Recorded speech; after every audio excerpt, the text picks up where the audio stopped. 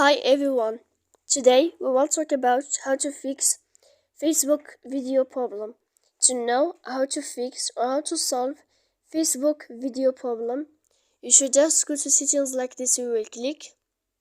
After that, in this page you will go to apps, default apps, app settings. When you will see this list, you will go down to find the application of Facebook and you will enter here. After that, in this page you will go to click for stop. When you will end this, you will enter to storage.